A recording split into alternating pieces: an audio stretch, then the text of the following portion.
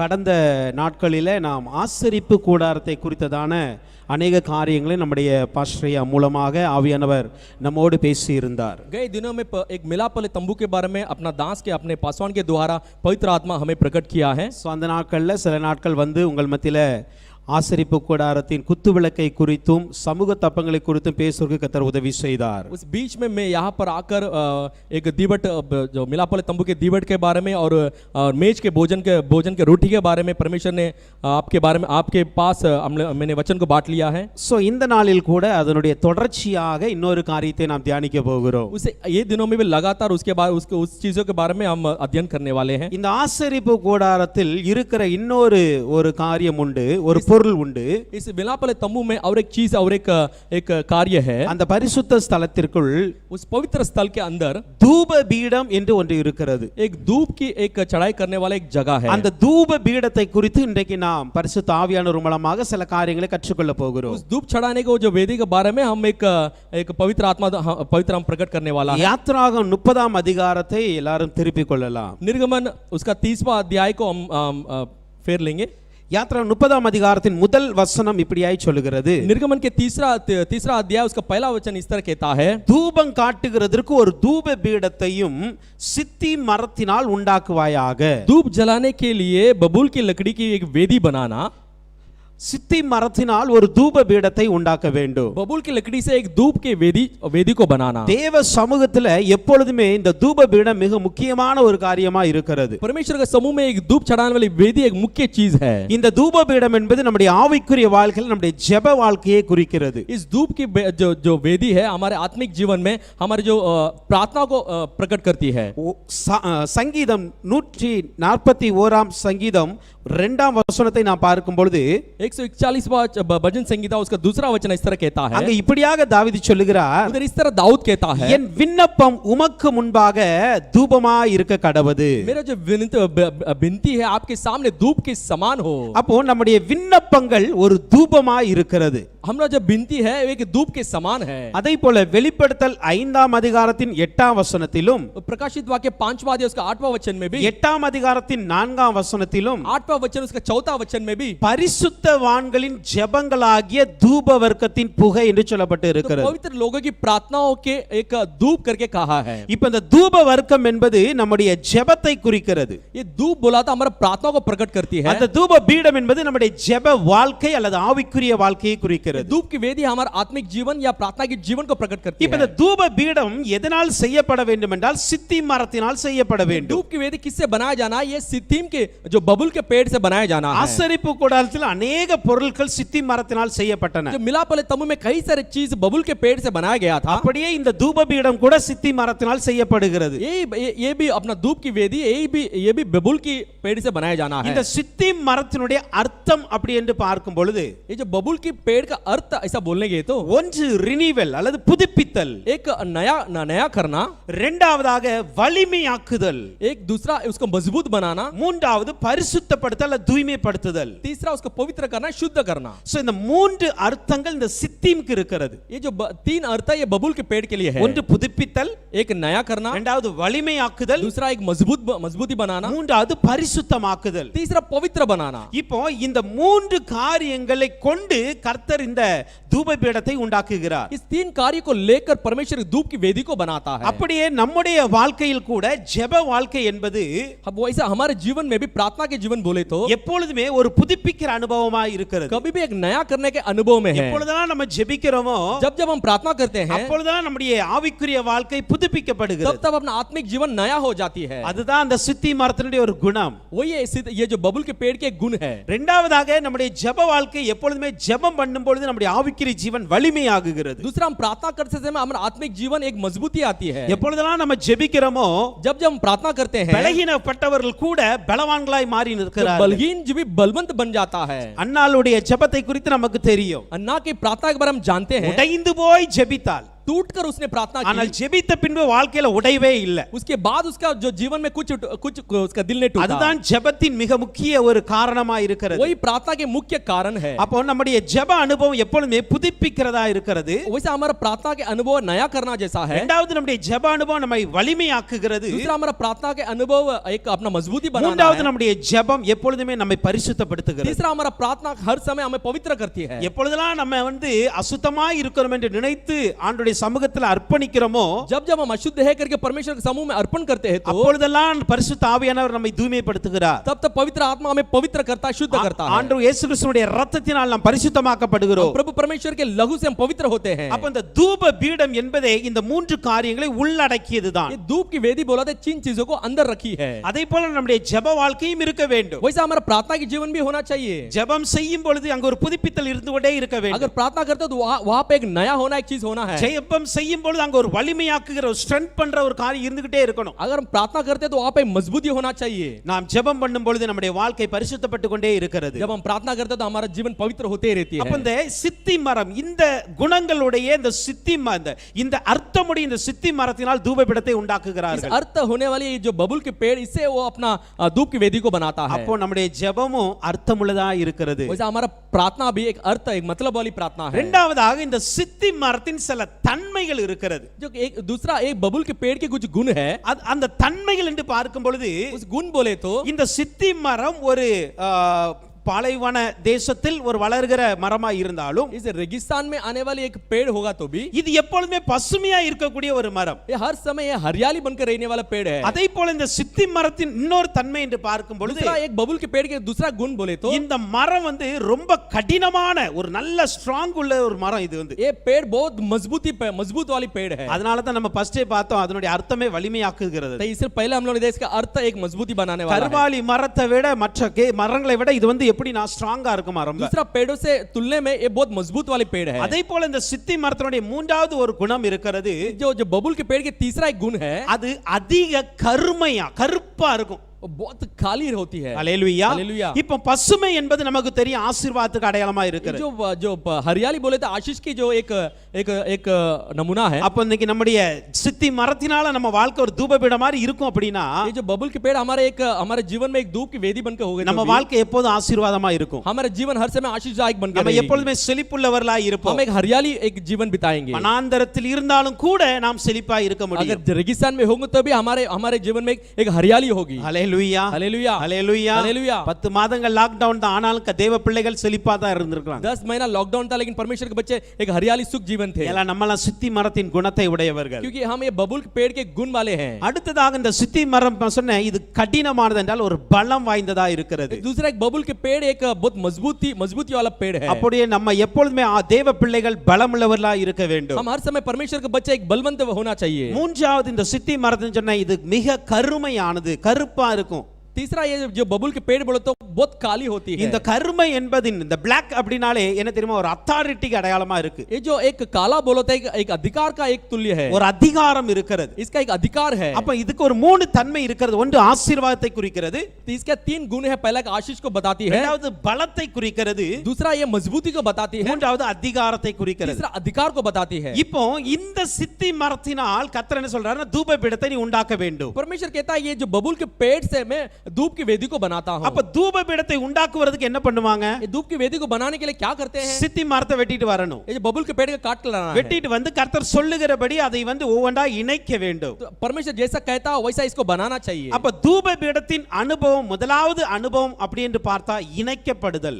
ये धूप की वेदी का अनुभव बोला तो पहला मिलाया जाना है। நம்முடைய ஜெப வாழ்க்கை எப்பொழுதுமே இணைக்கப்படுகிற ஒரு அனுபவத்தில் இருக்கிறது. हमारे जो प्रार्थना के जीवन है वो मिलावट का एक जीवन है। நமக்கும் தேவனுக்கும் ஒரு இணைப்பு ஜெபத்தில் வருகிறது. हमारे और परमेश्वर में प्रार्थना में एक मिलावट आती है। நமக்கும் பரிசுத்த ஆவியானவருக்கு ஒரு இணைப்பு வருகிறது. हमें और पवित्र आत्मा के बीच में एक मिलावट आती है। நமக்கும் இயேசு கிறிஸ்துவுக்கு ஒரு இணைப்பு வருகிறது. हमारे और यीशु मसीह के बीच में एक मिलावट आती है। நமக்கும் ஊழியருக்கும் ஒரு இணைப்பு வருகிறது. हमारे और सेवक के बीच में एक मिलावट आती है। நமக்கும் தேவ பிள்ளைகளுக்கு ஒரு இணைப்பு வருகிறது. हमें और परमेश्वर के बच्चे के बीच में एक मिलावट आती है। இதுதான் ஜெப வாழ்க்கை. यही प्रार्थना का जीवन है। தூப பீடம் என்பது ஒரு இணைக்கப்பட்ட அனுபவத்தை धूप குறிக்கிறது. की वेदी बोला था एक मिलाया जाना एक अनुभव कहता है। எதெல்லாம் இணைக்கப்பட வேண்டும்? क्या क्या मिलाया जाना है। நான் ஒரு மூன்று காரியங்களை முதலாவது சொல்லி இருந்தேன். मैं 3 चीजों को पहले मैं कहा हूं। நம்முடைய ஜெப வாழ்க்கையில தான் हमारे प्रार्थना के जीवन में ही நம்முடைய ஆசீர்வாதம் இணைந்திருக்க வேண்டும். हमारा आशीष जुड़ा रहना चाहिए। நம்முடைய ஜெப வாழ்க்கையில தான் हमारे प्रार्थना के जीवन में ही நம்முடைய பலம் இணைந்திருக்க வேண்டும். हमारे बल जुड़ाए जाना है। நம்முடைய ஜெப வாழ்க்கையில் हमारे प्रार्थना के जीवन में அதிகாரம் இணைந்திருக்க வேண்டும். अधिकार मिलाए रहना चाहिए। இந்த மூன்றுமே ये तीनों भी ஜெபத்திற்குள் அடங்கி இருக்க வேண்டும். प्रार्थना के अंदर रहना चाहिए। ஜெபத்திற்குள்ள தான் நம்ம ஆசீர்வாதம் இருக்கணும். प्रार्थना के अंदर ही हमारा आशीष होना चाहिए। ஜெபத்தை தாண்டி ஒரு ஆசீர்வாதம் போனா அதனால நமக்கு தீமை வந்துவிடும். तो प्रार्थना के अलग होकर एक आशीष आती तो उससे हमें हानि हो सकती है। நம்முடைய ஆவிக்குரிய ஜீவனை தாண்டி நம்முடைய பலம் போக கூடாது. हमारे आत्मिक जीवन को पार कर कर हमारा बल नहीं जाना चाहिए। நம்முடைய ஆவிக்குரிய உறவை தாண்டி நம்முடைய அதிகாரம் போக கூடாது. हमारे आत्मिक जीवन का रिश्ते के छोड़कर एक अधिकार नहीं जाना அப்படி चाहिए। போகிற பட்சத்துல वैसा जाता है तो ஆவிக்குரிய ஜீவனுக்கும் நம்முடைய அந்த அதிகாரமுடைய அந்த உலக ஜீவியத்திற்கும் வேறுபாடு அதிகமாய் மாறிவிடும். तो हमारा आत्मिक जीवन अधिकार बनाने वाली जो दुनिया के जीवन है उसमें एक फर्क आने लगती है। எப்பொழுதெல்லாம் जब நம்ம ஜெபத்தை விட்டுட்டு ஆசீர்வாதத்தை நோக்கி போறோமோ हम प्रार्थना को छोड़कर आशीष को पीछे भागते हैं அங்கெல்லாம் तो தீமை வந்துகிட்டே இருக்கும். तभी हमें हानि आती है। எப்பொழுதெல்லாம் நாம் ஜெப உறவையோ ஆவிக்குரிய ஜீவனையோ அல்லது ஆலயத்தின் ஆராதனைகளை விட்டுட்டு हम ये जो आत्मिक जीवन या प्रार्थना के रिश्ते को छोड़कर आराधना को छोड़कर जाते हैं तो நம்ம அதிகாரத்தை தேடி ஓடிக்கொண்டு हम இருக்கிறோமோ अधिकार को ढूंढते हैं तो அப்பொழுதெல்லாம் அங்க நமக்கு தீமை வரும். वहां पर हमें हानि होती है। அப்போ இந்த ஆசீர்வாதமா இருக்கட்டும், तो आशीष होने दो, நம்முடைய பலமா இருக்கட்டும், हमारे बल होने दो, நம்முடைய அதிகாரமா இருக்கட்டும். हमारे अधिकार होने दो। ஏன்னா ஒரு மனுஷனுடைய வாழ்க்கையில இந்த மூணு மிக அவசியம். हाँ, एक मनुष्य के जीवन में 3 बहुत ஒன்னு आवश्यक है। ஆசீர்வாதமா இருக்கணும், एक आशीषदायक बनकर रहना चाहिए, அவனுக்கு ஒரு பலம் இருக்கணும், दूसरा उसका एक बल होना அது चाहिए। வந்து சரீர பலம் அல்ல. அதே போல சில இடங்கள்ல பொருளாதார பலம் இருக்கிறது, तो एक शरीर बल नहीं है। दूसरा जगह पे देखे तो एक पैसा की बल है। சில இடங்கள்ல சில பெயர் சொன்னாலே அந்த காரியம் நடக்கும். कुछ जगह पे नाम बोले तो काम होती है। இதெல்லாம் ஒரு அதிகாரம், ஒரு பலத்தை சார்ந்தது. ये जो एक अधिकार या बल के ऊपर निर्भर है।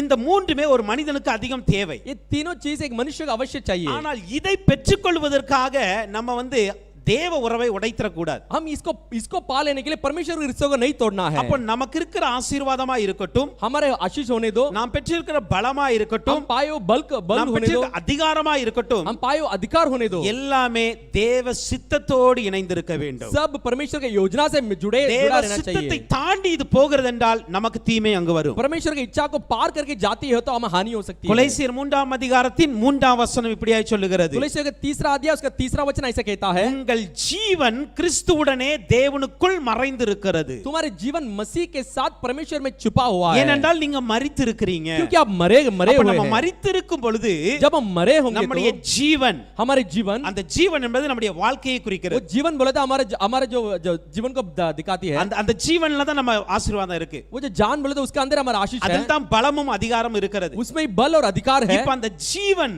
तब अभी वो जीवन கிறிஸ்துவுடனே தேவனுக்குள் மறைந்திருக்குமா, मसीह के साथ परमेश्वर में छुपा रहना அது चाहिए। வெளிப்படக்கூடாது, वो प्रकट नहीं होना அது चाहिए, மறைந்திருக்க वो வேண்டும். छुपा रहना चाहिए। அல்லேலூயா. हालेलुया। எபேசியர் 4ஆம் அதிகாரத்தின் 16ஆம் வசனத்தை பார்க்கும் பொழுது एफेसियों 4 अध्याय उसका 16 वचन को देखते நாம் समय எல்லாருமே हम सब ஒரு சரீரத்தை போல இணைக்கப்பட்டு இருக்கிறோம். एक शरीर के समान जुड़े गए हैं। யாரோடு? கிறிஸ்துவோடு. किसके साथ? मसीह के साथ। எபேசியர் 4:16 அப்படி சொல்லுகிறது. एफेसियों का 4 अध्याय उसका 16 वचन நம்ம ऐसा எல்லாம் कहता ஒரு है, அவயமா இருந்து हम सब एक अंग होकर சரீரத்தோடு இணைந்திருக்கிறோம். शरीर के साथ जुड़े हुए हैं। அவராலே சரீரம் முழுவதும் அதற்கு உதவியா இருக்கிற சகல கணுக்களினாலும் இசைவாய் கூட்டி இணைக்கப்பட்டு, उसके साथ वो शरीर मिलकर, सबके साथ वो जो अंग मिलकर, ஒன்று நாம் தேவனோடு அல்லது இயேசு கிறிஸ்துவோடு ஒரு சரீரமாய் இணைந்திருக்கிறோம். हम परमेश्वर के साथ, मसीह के साथ एक शरीर के जैसे जुड़े हुए हैं। இரண்டாவது, दूसरा, எபேசியர் 2ஆம் அதிகாரத்தின் 21ஆம் வசனம், एफेसियों का 2रा अध्याय उसका 21वां वचन அங்க சொல்லப்பட்டு இருக்கிறது,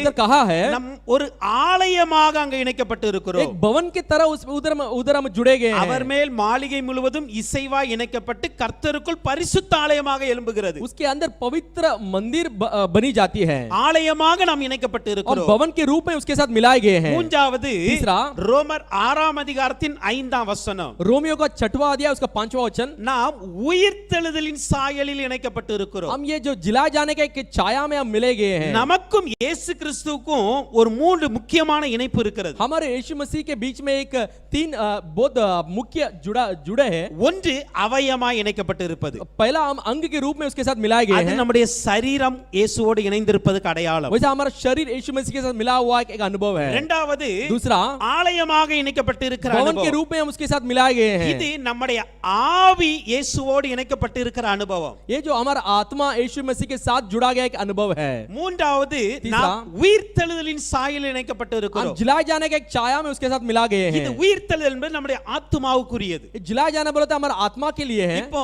நம்முடைய ஆத்துமாவும் இணைக்கப்பட்டிருக்கிறது, अभी हमारा आत्मा भी उसके साथ जुड़ा गया है, ஆவியும் இணைக்கப்பட்டிருக்கிறது, और जो रूह भी उसके साथ जुड़ाए गए हैं, சரீரமும் இணைக்கப்பட்டிருக்கிறது. शरीर भी उसके साथ मिलाए गए हैं। ஹalleluya हालेलुया, ஹalleluya. हालेलुया। நம்முடைய ஆவி ஆத்துமா சரீரம் மூன்றுமே இயேசுவோடு हमारा இணைக்கப்பட்டிருப்பதுதான் रूह प्राण और शरीर तीनों भी यीशु मसीह के साथ मिला हुआ है। தூபபீடத்தின் அனுபவம். धूप की वेदी का अनुभव, அதுதான் இயேசுவோடு இணைந்திருக்கிற ஒரு அனுபவம். वो यीशु मसीह के साथ जुड़ा जाने का अनुभव है। அப்ப ஜெப வாழ்க்கை என்பது என்ன தெரியுமா? अब प्रार्थना के जीवन बोले तो क्या पता है? என் ஆவி ஆத்துமா சரீரம் இயேசுவோடு இணைந்திருக்கிற அனுபவம். मेरा रूह प्राण और शरीर यीशु मसीह के साथ जुड़ाया जाना है। இந்த ஜெப வாழ்க்கை இன்னைக்கு இருக்கிறதா நம்மட்ட? ये प्रार्थना के अनुभव हमारे जीवन में है क्या? அப்படி இல்லை என்றால் இன்னைக்கு நம்ம இதை புதுப்பித்துக் கொள்ள வேண்டும். अगर नहीं है तो आज हम लोग उसको नया कर लेंगे, இன்னைக்கு அதை பெற்றுக்கொள்ள வேண்டும். उसको हम आज पा लेंगे। எப்பலாம் நான் ஜெபிக்க போகிறேனோ जब जब मैं प्रार्थना करता हूँ, என் ஆவி ஆண்டவரோடு இணைந்திருக்க வேண்டும், मेरा रूह परमेश्वर मिलाए रहना என் है, சரீரம் இணைந்திருக்க मेरा வேண்டும், शरीर मिलाए रहना என் है, ஆத்துமா இணைந்திருக்க मेरा வேண்டும். प्राण उसके साथ मिलाए रहना है। சில வேளையில பார்க்கும் பொழுது उस समय में देखते हैं சரீரம் மாத்திரம் தான் இங்க இருக்கும், शरीर ही यहाँ पे रहती है, என்ன வேற எங்கேயோ இருந்துட்டு இருக்கும். सोच दूसरा की तरफ அது चली அது जाती நம்முடைய है, ஆவி அது எங்கேயோ இருந்துட்டு இருக்கும். और मैं अपना रूह दूसरा की तरफ जगह पे रहती है। சரீரமும்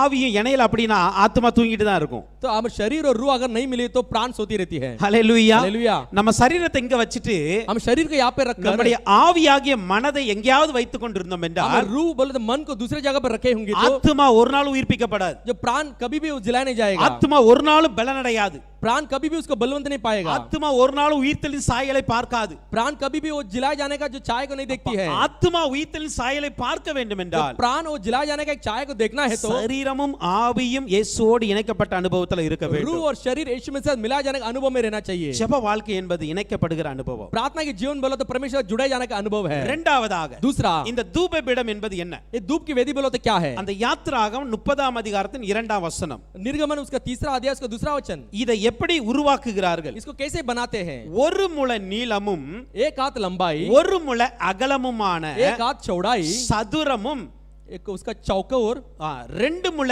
உயரமாய் இருக்க வேண்டும். दो हाथ ऊंचाई होनी चाहिए, அதன் கொம்புகள் அதனுடைய ஏகமுமாய் இருக்க வேண்டும். उसका सींग उसके टुकड़े से बनाए जाए। ஓகே, இந்த இதுல ஒரு 3 காரியத்தை நான் கொஞ்சம் ஃபாஸ்டா சொல்றேன். इसमें 3 चीजों को मैं जल्दी से बताता हूँ। ஒன்று, पहला, முழு ஒரு முழ நீளம் ஒரு முழ அகலமான சதுரமாய் இருப்பது. एक हाथ लंबाई एक हाथ चौड़ाई का चौकोर होना चाहिए। இந்த தூபபீடம் என்பது சதுரமாய் இருக்கிறது. ये जो धूप की वेदी बोला तो चौकोर है। சதுரம் அப்படினா என்ன தெரியுமா? चौकोर बोला तो क्या है? எந்த புறத்திலிருந்து பார்த்தாலும் ஒரே அளவா இருக்கும். किस तरह से भी देखो सही दिखती है। இது சமநிலை அனுபவத்தை குறிக்கிறது. एक सामान्य एक स्थान को बताती है। ஹalleluya. हालेलुया। ஏற்ற இறக்கம் இருக்காதாங்க. ऊपर नीचे कुछ नहीं है इसमें। சில வேளையில कुछ समय में நம்ம ஒரு நாள் நல்ல ஜெபிப்போம், ஒரு நாள் தூங்கிடுவோம். कुछ दिन हम लोग अच्छा प्रार्थना करते, कुछ दिन सो जाते हैं। ஜெப வாழ்க்கை அப்படி இருக்க वो கூடாது. प्रार्थना जीवन वैसे नहीं होना ஜெப चाहिए। வாழ்க்கை என்பது प्रार्थना की जीवन ஒரு बोले तो சமநிலை அனுபவமாய் இருக்கிறது. एक स्थिर एक अनुभव होना चाहिए। இன்றைக்கு ஜெபிக்கிறோமா? आज प्रार्थना करते हैं तो அதை போல நாளைக்கும் ஜெபிக்கணும். वैसे हम कल भी प्रार्थना करना है। இன்னைக்கு ஜெபிச்சிட்டோம் அப்படி நாளைக்கு தூங்கிர கூடாது. आज प्रार्थना क्या करके कल हम नहीं सोना है। ஜெப அனுபவம் என்பது எந்த நாளும் எந்த புறத்திலிருந்து பார்த்தாலும் ஒரே மாதிரியா இருக்க வேண்டும். प्रार्थना के अनुभव बोला तो किस तरह से भी देखो एक स्थिर होना चाहिए। இன்னைக்கு அந்த ஜெபத்தை தான் இன்னைக்கு நாம் பெற்றுக்கொள்ள வேண்டும். वही प्रार्थना को आज हम लोग पा लेना चाहिए। அப்படியே वैसे ही இந்த ஜெபத்துல பார்க்கும் பொழுது इस प्रार्थना में देखते ஒரு समय சமநிலை பிரமாணம் இருக்கிறது. एक समान उसका प्रमाण है। ஹalleluya. हालेलुया। ஹalleluya. हालेलुया। நம்முடைய ஆவிக்குரிய வாழ்க்கையில हमारे आत्मिक जीवन நான் में முதல்ல ஒரு 3 காரியத்தை உங்களுக்கு சொல்லி இருந்தேன். पहले 3 चीजों को मैंने बताया आपको। ஆசீர்வாதமா இருக்கட்டும், आशीष होने दो, பலமா இருக்கட்டும், बल होने दो, அதிகாரமா இருக்கட்டும், अधिकार होने दो। இது எந்த இடத்திலும் தலை தூக்க கூடாது. ये किसी भी जगह पर वो सिर नहीं उठाना நம்ம है। நல்ல ஆசீர்வதிக்கப்பட்டவர்களா இருக்கலாம். हम अच्छा आशीष पाए लोग हो सकते ஆனால் हैं, நம்மோடு கூட இருக்கிற ஒரு விசுவாசி लेकिन हमारे साथ होने वाले रहने वाले विश्वासी அவர்கள் ஆசீர்வாதத்துல குறைவுள்ளவர்களா वो இருக்கலாம். आशीष में कमी हो सकते हैं। ஆனால் அவர்கள் மத்தியில நம்ம ஆசீர்வாதத்தை பெருமையாய் காட்ட கூடாது. उनके बीच में और आशीष को बढ़ोतरी करके दिखाना नहीं चाहिए। ஏனால் ஆவிக்குரிய ஜீவன் சமநிலை பிரமாணத்தை உடையது. तो हमारा आत्मिक जीवन समान व्यवस्था से होती है। நீங்கள் இதை 2 கொரிந்தியர் 8ஆம் அதிகாரத்தின் 13, 14, 15 வசனங்களை பார்க்க முடியும். दूसरा कुरिन्थियों 8वां अध्याय उसका 13, 14 में देखते हैं। 13, 14, 15 13, 14, 15 में அந்த देखते 2 हैं। கொரிந்தியர் 8ஆம் அதிகாரத்தின் 13, 14, 15 பார்க்கும் பொழுது दूसरा कुरिन्थियों 8वां अध्याय 13, 14, 15 को देखते समय மற்றவர்களுக்கு சகாயமும் உங்களுக்கு வருத்தம் உண்டாகும்படி அல்ல.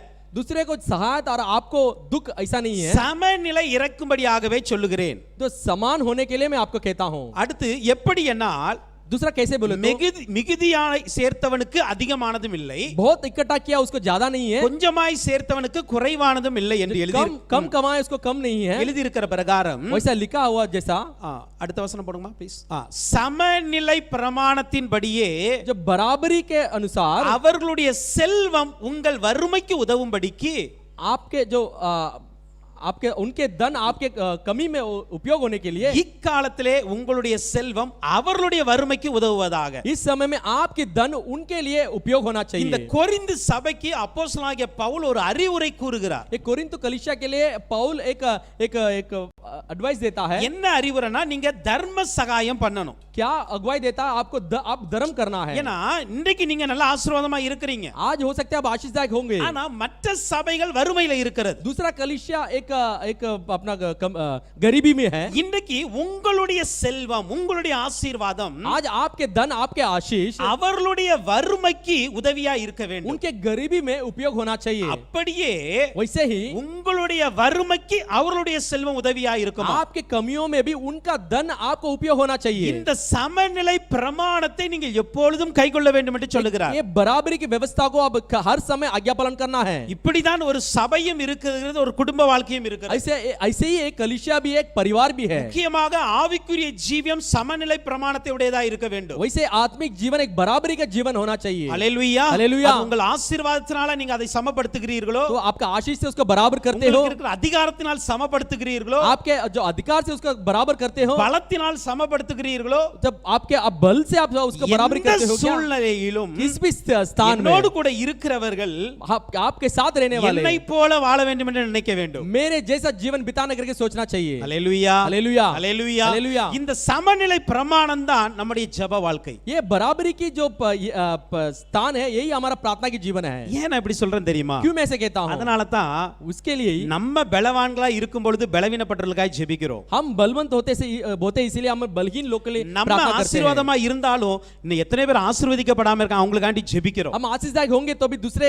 आशीष नहीं पाए उनके लिए प्रार्थना करते हैं। ஜெபிக்கிறீங்களா? प्रार्थना करते हैं क्या? ஜெபிக்கலனா அந்த சமநிலை அனுபவம் வரலன்னு அர்த்தம். अगर प्रार्थना नहीं किया तो बराबरी का अनुभव नहीं आया करके ஜெப मतलब है। வாழ்க்கை என்பது சமநிலை பிரமாணத்தை உடையது. जो प्रार्थना के जीवन बोलो तो एक बराबरी के अनुभव है। அது எப்பொழுதுமே கீழே இருக்கிறவனை தூக்கி நம்ம நிலைக்கு கொண்டு வருவதுதான் ஜெப வாழ்க்கை. तो हम हमारे जो नीचे जो है उनको उठाकर हमारा स्थान में लाना ही वो प्रार्थना के अनुभव है। இப்படி சமநிலை பிரமாணத்தில் இருந்தால் ऐसे बराबरी के स्थान में रहेंगे என்ன तो நடக்கும் தெரியுமா? क्या होगा पता है? அந்த தூபபீடத்தின் உயரம் சொல்லப்பட்டு இருக்கிறது धूप वेदी के एक ऊंचाई को बताया 2 முழ உயரமா இருக்கிறது. 2 हाथ ऊंचाई करके दिखाई है। அல்லேலூயா हालेलुया।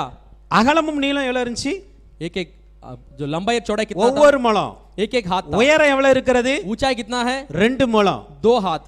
எப்பொழுதுதான் நீங்க சமநிலையில இருக்க பிரயாசப்படுறீங்களோ जब जब आप बराबरी के स्थान में रहने के लिए प्रयास करते हो கர்த்தர் அப்பொழுதெல்லாம் 2 மடங்கு நம்மை உயர்த்துவார். तभी परमेश्वर हमें 2 हाथ हमें ऊंचा करेगा। அல்லேலூயா हालेलुया। நான் மட்டும் உயர்ந்திருக்கணும்னு நினைச்சா உயர்த்த மாட்டார். तो सिर्फ मैं ऊंचा रहना करके तो उसको ऊंचा नहीं करेगा। எல்லாரையும் சமமாய் பார்ப்பேன் என்று நினைத்தால் सबको बराबरी के इसमें देखेंगे तो கர்த்தரே நம்மை உயர்த்துவார். परमेश्वर स्वयं अपने ऊंचा அதான் करेगा। சொன்னாரு, நம்பிக்கையுடைய சிறைகளை அரணுக்கு திரும்புங்கள், जो भरोसा करने वाले जो दृढ़ के लिए लौटो, இரட்டிப்பான நன்மைகளை தருவேன், दुगना आशीष दूंगा, இன்றைக்கே தருவேன் என்று आज ही சொல்லுகிறார். दूंगा। அல்லேலூயா. हालेलुया। சகரியா 9:12 அப்படி சொல்லுகிறது. जकरिया का 9:12 ऐसे कहती है। அப்போ நம்ம எப்பொழுதுமே உயர்வை மற்றவர்களோட நான் உயர்ந்தரும் நினைக்கிறோம். तो हम दूसरे से हम ऊंचा पाना करके सोचते हैं। அப்படி நினைக்காம वैसा नहीं सोचना என்ன है। மாதிரி எல்லாரும் மாறட்டும் நினைச்சு பாருங்க. मेरा जैसा सब लोग बदलना करके सोच कर देखो, கர்த்தர் உங்களையும் உயர்த்துவார், உங்களோடு கூட இருக்கிறவரையும் உயர்த்துவார். परमेश्वर आपको भी ऊंचा करेगा, आपके साथ रहने वाले को भी ऊंचा करेगा। நாம் நினைத்து கூட பார்க்க முடியாத அளவுக்கு கர்த்தர் हम உயர்த்துவார். नहीं सोच सकते ऐसा एक ऊंचाई परमेश्वर हमें देगा। யோபுடைய வாழ்க்கையை பார்க்கும் பொழுது இரட்டிப்பாய் பெற்றுக்கொண்டார் आयुब எல்லாத்தையும். को जीवन के देखो दुगना सब कुछ पा लिया। ஹalleluya ஹalleluya. ஹalleluya ஹalleluya. அப்ப இந்த சமநிலை பிரமாணத்தை உடைய அந்த அனுபவம் உடையது தான்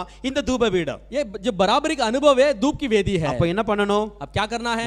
நம்மோடு கூட இருக்கிறவர்களும் हमारे साथ जो रहने वाले हैं, ஆவிக்குரிய ஜீவியத்திலா இருக்கட்டும் உலக காரியங்களா இருக்கட்டும் आत्मिक जीवन होने दे, दुनिया की जीवन होने दो, நம்மை போல வளரணும் ஆசைப்படணும். हमारे जैसा बढ़ना है करके सोचना चाहिए। ஹalleluya हालेलुया। நாங்க சந்தோஷமா இருக்கிறோமா? जो खुश है क्या? என் குடும்பம் சந்தோஷமா இருக்கா? मेरा परिवार खुश है क्या? பக்கத்து வீட்ல இருக்க குடும்ப சந்தோஷத்துக்காக ஜெபிக்கணும். पड़ोसी का जो परिवार के खुशी के लिए प्रार्थना करना है। ஹalleluya हालेलुया। நம்ம குடும்பத்தை கர்த்தர் சமாதானமா வைத்திருக்கிறார் என்றால் हमारे परिवार को परमेश्वर शांति के साथ रखा है तो அருகில் இருக்கிற குடும்ப சமாதானத்துக்கு நம்ம அதிகமாக ஜெபிக்கணும். पड़ोसी के परिवार के लिए भी शांति के लिए प्रार्थना करना है। அதுதான் ஒரு சமநிலை பிரமாணம். वो एक बराबरी के अनुभव है। அப்படியே நம்முடைய ஆசீர்வாதங்கள் கூட மற்றவர்களுக்கு பயனுள்ளதாய் மாற வேண்டும். वैसे हमारा आशीष भी दूसरे लोगों के लिए उपयोगदायक बनना चाहिए। ஹalleluya. हालेलुया। அப்ப ஒன்று இந்த தூபபீட அனுபவம் வந்து இணைக்கப்பட்ட அனுபவமா இருக்கிறது. दूसरा पहला एक धूप वेदी का जो अनुभव है मिलाए जाने का अनुभव है। இரண்டாவது दूसरा இது சமநிலை அனுபவம் உடையதா இருக்கிறது. बराबरी का अनुभव को दिखाती है। மூன்றாவது तीसरा இந்த தூபபீடம் எப்படி இருக்கிறது? ये धूप वेदी कैसा है? அந்த வாசித்த அந்த இரண்டாவது வசனத்துல जो हम पढ़े दूसरा वचन में யாத்ரா 32:2ல निर्गमन 30:2 में அதனுடைய கொம்புகளை குறித்து சொல்லப்பட்டு இருக்கிறது. उधर उसके सींगों के बारे में बता है। அதற்கு ஒரு 4 கொம்புகள் 4 மூலைகளில் இருக்கிறது. उसके 4 सींग 4 कोने में है। அந்த 4 கொம்புகளும் ये 4 सींग भी ஏகமாய் இருக்க வேண்டுமா? उसके साथ जुड़े रहना चाहिए। எதோடு?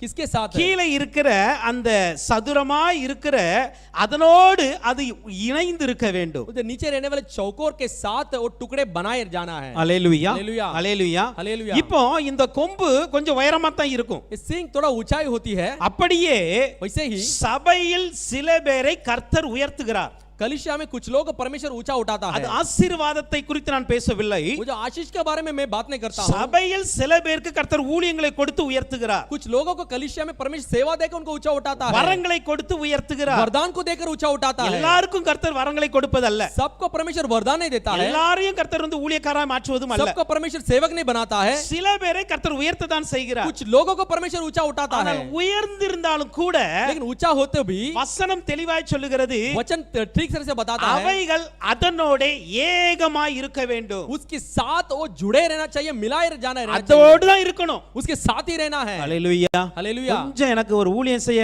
கிருபை கொடுத்துட்டாரு சொல்லிட்டு थोड़ा मुझे सेवा करने के लिए अनुग्रह दिया बोले எனக்கு तो கொஞ்சம் வரம் கிடைச்சிட்டு मुझे थोड़ा वरदान मिल गया, நான் கொஞ்சம் தனியா போறேன்னு நினைக்க கூடாது. अब मैं जरा अकेला जाना करके सोचना नहीं चाहिए। ஹalleluya. हालेलुया। கர்த்தர் உங்களை உயர்த்துகிறார் என்றால் परमेश्वर आप ऊंचा करता है तो எந்த இடத்துல உயர்த்தப்பட்டீர்களோ அந்த இடத்திலே நிலைத்திருக்க பழகிக் கொள்ள வேண்டும். जिस जगह पर आप ऊंचा पाए उस जगह के साथ उस जगह पर रहने के लिए सोचना चाहिए। ஹalleluya. हालेलुया। ஹalleluya. हालेलुया। பாருங்க சபையின் பக்தி விருத்திக்காக தான் ஊழியங்களை கர்த்தர் உருவாக்குகிறார். कलीसिया के भक्ति भाव के लिए परमेश्वर सेवा को बनाता है। சபையின் பக்தி விருத்திக்காக कलीसिया के भक्ति के जो विस्तार के लिए நம்ம பார்க்கும் பொழுது हम देखते हैं சபையின் பக்தி விருத்திக்காக कलीसिया के भक्ति के बढ़ोतरी के लिए எபேசியர் 4:12-13ல एफेसियों 4:12 और 13 में 5 ஊழியங்களை கொடுக்கிறார். एक 5 सेवा को बताता है। அப்போஸ்தலர், प्रेरित, அதே போல தீர்க்கதரிசிகள், उसके बाद भविष्यवक्ता, மேய்ப்பர்கள், चरवाहा, போதகர்கள், जो उपदेश करने वाला, சுவிசேஷர்கள், सुसमाचार बताने இவர்கள் वाला, எல்லாரும் எதற்காக தெரியுமா? इन ये सब किसके लिए पता है? பரிசுத்தவான்கள் சீர்பொருந்தும் பொருட்டு, पवित्र लोग सिद्ध होने के लिए, சுவிசேஷ ஊழியத்தின் வேலைக்காகவும், सुसमाचार के सेवा के लिए, கிறிஸ்துவின் சரீரமாகிய சபையானது பக்தி விருத்தி அடைவதற்காக.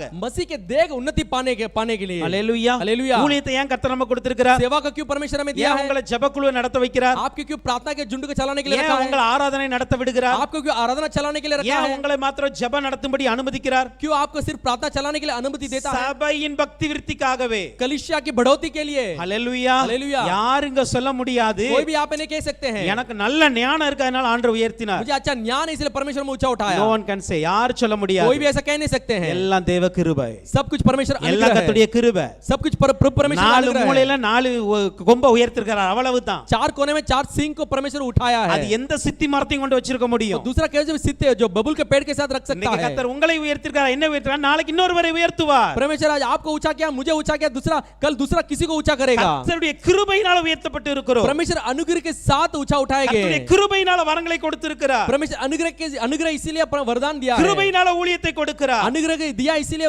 सेवा को दिया है। இதை பிரித்து செல்வதற்காக அல்ல, நீங்கள் சேர்ந்து பக்தி விருத்தி அடைவதற்காக. इसको अलग करके लेके जाने के लिए नहीं, आप उसका मिल के साथ भक्ति के बढ़ोतरी के लिए रहना चाहिए। அல்லேலூயா. हालेलुया। அந்த உயர்ந்திருக்கிற அனுபவத்தில் இருந்தாலும் கூட आज उसे स्थान पाए के अनुभव में रहेंगे तो சபையோடு இணைந்திருப்பது, कलीसिया के साथ जुड़े रहना, ஊழியரோடு இணைந்திருப்பது, सेवक के साथ जुड़े रहना, விசுவாசிகளோடு இணைந்திருப்பது, जो विश्वास के साथ जुड़े रहना, இதுதான் இன்னைக்கு ஆண்டவருக்கு தேவை. यही परमेश्वर का आज वो चाहिए। அல்லேலூயா. हालेलुया। அப்படி இருந்தால் वैसा रहेंगे तो இன்னும் அவர் உயர்த்துவார். और भी आपको ऊंचा ஏற்ற करेगा। காலத்தில் அவர் உயர்த்தும்படிக்கு அவருடைய பலத்த கரத்துக்குள் அடங்கியிருங்கள். नियत समय में आपको उसको ऊंचा करने के लिए आपको सामर्थ्य पर आत्मा में आप रहो।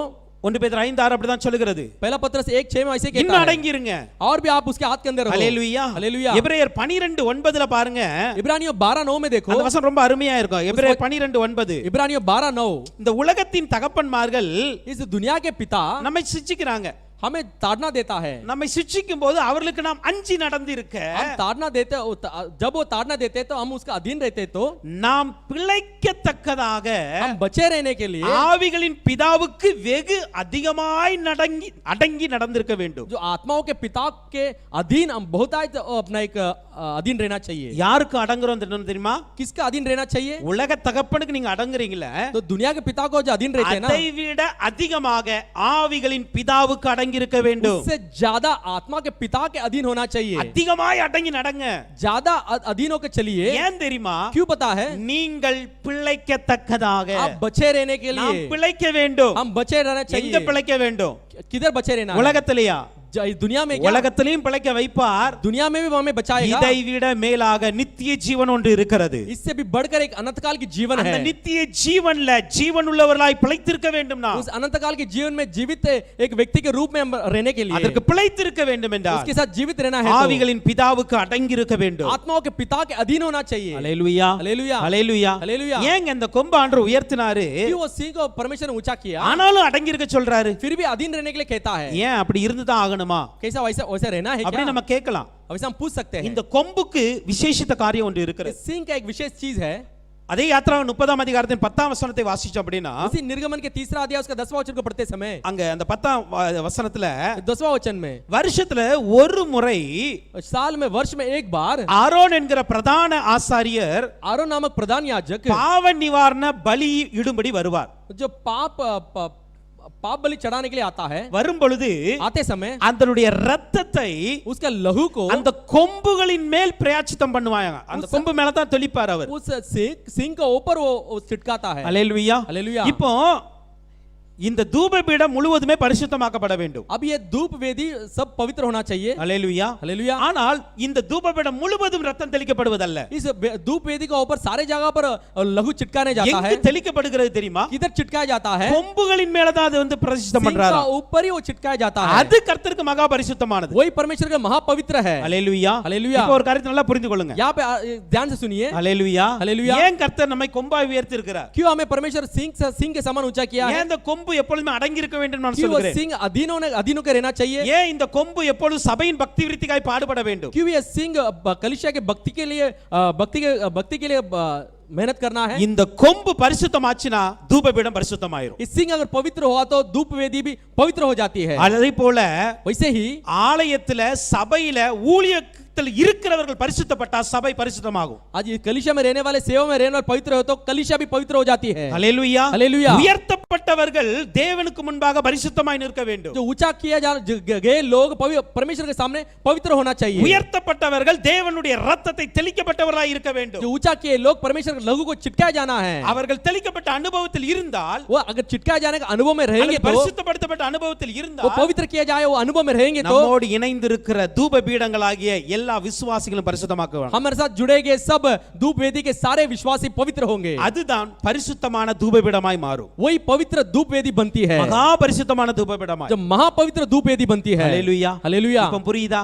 अभी समझ में आता है ஏன் क्या? நம்ம உயர்ந்திருந்தால் அடங்கி இருக்குன்னு சொன்னேனே? क्यों हम ऊंचा होंगे तभी अधीनों के रहना है? ஹalleluya हालेलुया। ஹalleluya हालेलुया। உயர்த்தப்பட்டாலும் அடங்கி இருங்க. अगर ऊंचा हुए तभी अधीनों के रहिए। ஏனா क्यों पता है?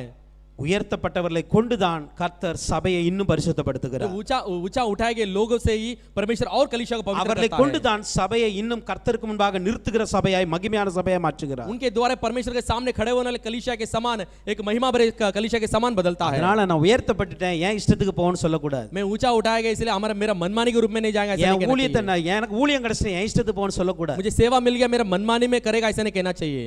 ஏகமாய் இருங்க, सोच कर रही है, ஒரே மாதிரி இருங்க. एक मन होकर रही है। எப்படி தாழ்த்தப்பட்ட நிலையில இருந்தோமோ कैसा हम लोग नीचा गया के स्थान में थे, கடைசி வரைக்கும் அப்படியே இருக்க பழகணும். जो आखिरी तक वैसे रहने के लिए हम सोचना चाहिए। ஹalleluya हालेलुया। எப்படி அந்த விசுவாசிகள் அந்த இடத்துல நின்னமோ तो विश्वासी बनकर स्थान पे खड़े हो, அதே எண்ணம் தான் ஸ்டேஜ்ல யாராலும் இருக்கணும். वही सोच स्टेज में भी होना चाहिए। ஹalleluya हालेलुया। ஹalleluya हालेलुया। அதை தாண்டிர கூடாது. उसे पार नहीं करना है। ஏனா क्यों पता है? எல்லாரும் வேலைக்காரங்க அவ்வளவுதான். सब लोग नौकरी है। ஹalleluya हालेलुया। எல்லாரும் வேலைக்காரங்க. सब लोग नौकरी है, இங்க யாரும் எஜமான் கிடையாது. इधर कोई भी मालिक नहीं है। ஹalleluya हालेलुया। நம்ம எல்லாரும் இயேசு கிறிஸ்துவுடைய வேலைக்காரர்கள். सब लोग में मसीह यीशु के नौकरी है। ஹalleluya हालेलुया। கடந்த நாட்கள்ல जो गए दिनों में ஒரு ஊழியக்காரர் சொன்ன ஒரு வார்த்தை एक सेवक बताया गया शब्द है கார்த்திக் கமாலியல் அவர்கள் कार्तिक कमालियल जी ஒரு சின்ன வீடியோ பார்த்தேன் நேத்து. एक छोटा क्लिप में देखा मैं யோசேப்பை கர்த்தர் உயர்த்தினார். यूसुफ को परमेश्वर ऊंचा उठाया உயர்த்தினது பழி வாங்குவதற்காய் அல்ல, जो ऊंचा उठाया उसका बदला लेने के लिए नहीं எல்லாத்தையும் பாதுகாப்பதற்காய், सबको बचाए रखने के लिए எல்லாரையும் போஷிப்பதற்காய். सबको पालन पोषण करने के लिए யாரெல்லாம் விரட்டுனாங்களோ அவங்களுக்கு நீ தான் சாப்பாடு கொடுக்கணும். जो जो इसको भगाया सब उनके लिए खाना देने के लिए யாரெல்லாம் பொய்யா குற்றம் சமத்துனாங்களோ जो जो उसको दोषी ठहराए लोग, அவங்களையும் நீ தான் சமாளிக்கணும். उनको भी तू ही संभालना है ஹalleluya. हालेलुया அப்ப உயர்த்தப்பட்ட உடனே யாரையும் பழி வாங்க நினைக்க கூடாது. तो ऊंचा उठने के बाद किसी को हम लोग बदला लेना नहीं सोचना चाहिए ஹalleluya. யாரையும் கீழானவர்களா நினைக்க கூடாது. किसी को नीचा नहीं सोचना चाहिए எல்லாரையும் ஒரே மாதிரி இணைத்து செல்வதுதான், सबको बराबर के साथ मिला के जाना है அடங்கி இருப்பது தான் நல்லது. अधीन होकर रहना அந்த अच्छा है ஹம்பிள்னஸ், அந்த தாழ்மை எப்பொழுதுமே இருக்கணும். हमारे बोलते हैं जो अपना नम्रता रहना चाहिए ஹalleluya. हालेलुया சோ கர்த்தர் நம்மை உயர்த்தினாலும் கூட தாழ்மையோடு இருக்க வேண்டும். परमेश्वर हमें ऊंचा उठाए तो भी एक नम्रता के साथ அந்த रहना चाहिए அனுபவம் தான் தூபபீடத்தின் அனுபவம். वही अनुभव धूप वेदी का अनुभव है हालेलुया. हालेलुया இன்னைக்கு ஜெப வாழ்க்கையில நீங்க அதிகமா உயரணும்னா தாழ்மையா இருங்க. अगर प्रार्थना के जीवन में अधिक ऊंचा उठना है तो आप धीरज के साथ रहो இன்னும் ஆண்டவரே கேளுங்க, இன்னும் கொஞ்சம் அடங்கி இருக்கணும்பா, और भी अधीन होकर रहना நான் है அடக்கமா இருப்பேன்பா, मैं अधीन होकर रहना है அப்படி கேளுங்க, ஆண்டவர் நிச்சயமா உயர்த்துவார். वैसा पूछे परमेश्वर निश्चय आपको ऊंचा Okay, उठाएगा அடுத்ததாக நான்காவது தூபபீடத்தின் அனுபவம் என்பது तो चौथा धूप वेदी का अनुभव क्या बोले तो இந்த யாத்ரா 30ஆம் அதிகாரத்தின் 3ஆம் வசனத்தை பார்க்கும் பொழுது निर्गमन तीसरा अध्याय उसका 3 वचन को देखते समय அதன் மேற்புறம் சுற்றுப்புறத்தையும், उसका ऊपरी जगह को அதே போல சுற்றுப்புறத்தையும், उसका चारों ओर அதன் கொம்புகளையும் उसका सींग को பசும் பொன் தகட்டால் மூடி, जो शुद्ध सोना से उसको ढाप कर அது சுற்றிலும் அதற்கு பொன் திறனை உண்டு பண்ண வேண்டும். அப்ப பொன் தகட்டால் மூடப்பட வேண்டும். सोने से उसको छुपाया जाना है ஹalleluya. हालेलुया பொன் தகட்டால் அது மூடப்படுகிறது. जो सोने से उसका ढापा जाना है இந்த பொன் என்பது என்ன அப்படின்னா, ये सोना बोलो तो क्या है யோபு 22ஆம் அதிகாரத்தின் 25ஆம் வசனத்தை பார்க்கும் பொழுது अय्यूब के 22वां अध्याय उसका 25 वचन के देखते समय 22 25ல 22वां 25वां वचन देखते समय சர்வ வல்லவர் தாமே உமக்கு பசும் பொன்னும் சொக்க வெள்ளியுமா இருப்பார். पवित्र सर्वशक्तिमानी आपको अनमोल वस्तु और चमकीली चांदी होगा ஹalleluya. हालेलुया ஹalleluya. हालेलुया இங்க பாருங்க, நீ சர்வ 23ஆம் வசனம் சொல்லுகிறது, 23वां वचन कहता है சர்வ வல்லவரிடத்தில் மனம் திரும்பினால் सर्वशक्तिमान के पास आप फिरेंगे तो திரும்ப கட்டப்படுவீர், फिर से बांधे जाएंगे அக்கிரமத்தை உம்முடைய கூடாரத்துக்கு தூரமாக்குவார், जो कुटिल को आपका डेरे से दूर करेगा, அப்பொழுது தூளை போல் பொன்னையும் और खंबे के समान सोना को, ஆற்று கற்களை போல தங்கத்தையும் சேர்த்து வைப்பீர். नदी के पत्थर के समान चांदी को आप इकट्ठा करके रखेंगे. சொல்லிட்டு தான் சொல்றாரு, वैसे कहकर कहता है சர்வ வல்லவர் தாமே உமக்கு பசும் பொன்னாய் இருப்பார். सर्वशक्तिमानी आप एक शुद्ध सोना बनकर रहेगा, பியூர் கோல்ட், ஒரு சுத்தமான ஒரு தங்கம் அது. एक शुद्ध सोना. ஹalleluya. हालेलुया யார் சர்வ வல்லவர்? क्यों कौन है सर्वशक्तिमान? இப்போ இந்த தூப பீடம் अभी एक धूप वेदी எதனால் மூடப்படுகிறது தெரியுமா? इससे मरना जाना है, இந்த பசும் பொன்னால் மூடப்படுகிறது. ये सोने से मरना जाना है. அப்படினா என்ன தெரியுமா? वैसा बोला तो क्या है? நான் நல்ல ஆசீர்வாதமான சித்திம் தான், ये अच्छा आशीषदायक बबुल की पेड़ है, நல்ல பலமான சித்தி மரம் தான், अच्छा एक शक्तिमान अपना बलवंत बबुल है, அதிகாரமுடைய இதுதான் சித்தி மரம் தான். आधिकारिक एक बबुल पेड़ है. ஆனா தூப பீடமா மாறிட்டு அப்படினா एक धूप की वेदी बन गई है तो நீங்க வெளிப்படக்கூடாது, பசும் பொன் தான் வெளிப்படணும். आप प्रकट नहीं होना है, शुद्ध सोना ही प्रकट होना है. இது என்ன தெரியுமா? ये क्या बोले? தேவனை வெளிப்படுத்தும் அனுபவம். परमेश्वर को प्रकट करने का एक अनुभव है. ஹalleluya. हालेलुया. தேவனை வெளிப்படுத்துகிற ஒரு அனுபவம். परमेश्वर को प्रकट करना एक अनुभव है. எப்பொழுதுமே कभी भी நம்முடைய வாழ்க்கையில தேவன் மாத்திரம் வெளிப்படணும். हमारे जीवन में सिर्फ परमेश्वर प्रकट होना है. என்னுடைய சுயம், என்னுடைய ஞானம் எதுவும் வெளிப்படக்கூடாது. मेरा स्वयं प्रकट नहीं होना चाहिए, நான் வெளிப்படவே கூடாது. मैं प्रकट नहीं होना है. அப்படி சொல்லி தேவனை மாத்திரமே வெளிப்படுத்துவதற்காக தான் நான் இருக்கிறேன் वैसा कहकर सिर्फ परमेश्वर को प्रकट करने के लिए मैं हूँ என்கிற அனுபவம் உங்க ஜெபத்துல வரணும். वैसा एक अनुभव आपके प्रार्थना में आना चाहिए. ஹalleluya. हालेलुया. ஜெபிக்கும் பொழுது அப்படிதான் ஜெபிக்கணும். प्रार्थना करते समय वैसी प्रार्थना करना நான் है. எந்த இடத்துல நின்னாலும், मैं कौन सा भी जगह पर खड़ा होगा நான் तो எந்த भी, இடத்துல பிரசங்கம் பண்ணாலும், मैं जिधर भी प्रार्थना எந்த करेंगे, இடத்துல ஜெப கூட்டத்தை நடத்தினாலும், जिधर भी प्रार्थना के मंडली को எந்த चलाता हूं ஊழியங்களை செய்தாலும், तो जो कोई सेवा करता है நான் तो தேவனை மாத்திரமே வெளிப்படுத்துகிறவனாய் இருக்க வேண்டும். मैं सिर्फ परमेश्वर को प्रकट करने वाला होना चाहिए, என்னை அல்ல, मुझे नहीं, தேவனை வெளிப்படுத்த வேண்டும். सिर्फ परमेश्वर को प्रकट करना அந்த है. பசும் பொன் மாத்திரமே என்னை மூடி இருக்க வேண்டும் என்று சொல்ல வேண்டும். वैसे शुद्ध सोना ही मुझे मरना जाना है. ஹalleluya. हालेलुया. ஹalleluya. हालेलुया. நீங்க அப்படி ஒப்பு கொடுப்பது ஜெப வாழ்க்கை. वैसा सौंपना ही आज प्रार्थना के जीवन है. ஜெப வாழ்க்கை என்பது என்ன தெரியுமா? प्रार्थना के जीवन बोले बोलते क्या है? என்னை மறைத்து தேவனை வெளிப்படுத்த ஒப்பு கொடுப்பது. मुझे छुपाकर परमेश्वर को प्रकट करने के लिए अर्पण करना है। அப்படி அர்ப்பணித்து ஜெபிக்காதவங்க தான் वैसे अर्पण नहीं किया ऐसे प्रार्थना करने वाले ही தேவனை வெளிப்படுத்தாமல் சுயத்தை வெளிப்படுத்துகிற ஊழியத்தை செய்வாங்க. जो परमेश्वर को प्रकट नहीं करते, स्वयं को प्रकट करने के लिए सेवा करते हैं। அல்லேலூயா. हालेलुया। நீங்கள் எந்த ஊழியத்தை செய்தாலும் பரவாயில்லை, आप कौन सा भी सेवा करे तो कुछ परवाह नहीं है। அந்த ஊழியத்துல தேவன் மாத்திரம் மகிமைப்படணும். उस सेवा में सिर्फ परमेश्वर प्रकट होना है, தேவன் மாத்திரம் உயர்ந்து இருக்கணும். पर सिर्फ परमेश्वर ऊंचा उठना है। அல்லேலூயா. हालेलुया। அல்லேலூயா. हालेलुया। கர்த்தர் இல்லாத ஒரு காரியத்தை நான் செய்யவே கூடாதுன்னு சொல்லணும். परमेश्वर न होना ऐसे चीज को मैं नहीं करना चाहिए, அப்படி ஜெபத்துல அர்ப்பணிக்க வேண்டும். वैसे प्रार्थना में अर्पण करना चाहिए। அல்லேலூயா. हालेलुया। அப்ப தேவனை நான் அதிகமா வெளிப்படுத்துவோம்பா. परमेश्वर हम बहुत सारे से प्रकट करेंगे, என்ன நீங்க மறைச்சிருங்க.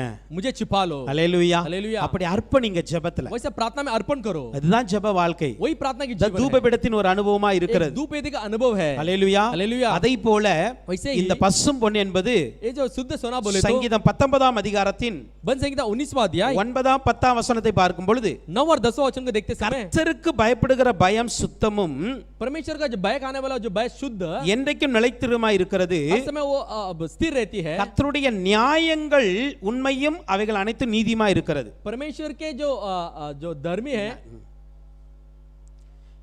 உண்மையும் நீதியுமா இருக்கிறது. सच्चा और धर्मी बनकर है। அவைகள் பொன்னிலும் பசும் பொன்னிலும் விரும்பத்தக்கதா वो இருக்கிறது. सोना और शुद्ध सोना से भी वो अच्छा है। அல்லேலூயா. हालेलुया। கர்த்தருக்கு பயப்படுற பயம் நியாயம். परमेश्वर के जो डरने वाला जो भय है वो जो न्याय है। அல்லேலூயா. हालेलुया। இதனால் நாம் சூழப்பட்டு இருக்க வேண்டும். इससे हम ढापा जाना है। இது பசும் பொன்னை விட உயர்ந்ததாம். ये जो शुद्ध सोना से भी ऊंचा है। கர்த்தருக்கு பயப்படுற பயம் இருக்கா? परमेश्वर का जो भय है कि हमारे पास। அல்லேலூயா. हालेलुया। அல்லேலூயா. हालेलुया। ஜெபிக்கும் பொழுது ஆண்டவர்ட்ட ஒப்பு கொடுக்கணும். जो प्रार्थना करते समय अर्पण करेंगे, இன்னும் பயத்தை தாங்கப்பா. और भी भय को दो। பயத்தோடு நடுக்கத்தோடு கர்த்தரை ஆராதிக்கணும். भय के साथ और तरतराने के साथ परमेश्वर की आराधना करना चाहिए। இதுதான் தேவனை வெளிப்படுத்துகிற அனுபவம். यही परमेश्वर को प्रकट करने का अनुभव है। ஓகே, தூப பீடம் என்பது धूप की वेदी बोले तो இணைந்திருக்கிற அனுபவம். जो मिले जाना रहने का अनुभव, இரண்டாவது சமநிலையா இருக்கிற சமநிலை பிரமாணமுடைய அனுபவம். बराबरी का अनुभव, மூன்றாவது தாழ்மையின் ஒரு அடக்கத்தின் ஒரு அனுபவம். तीसरा नम्रता एक अधीन का एक अनुभव, அதை போல நான்காவது தேவனை வெளிப்படுத்துகிற அனுபவம். चौथा परमेश्वर को प्रकट करने का अनुभव। ஐந்தாவதாக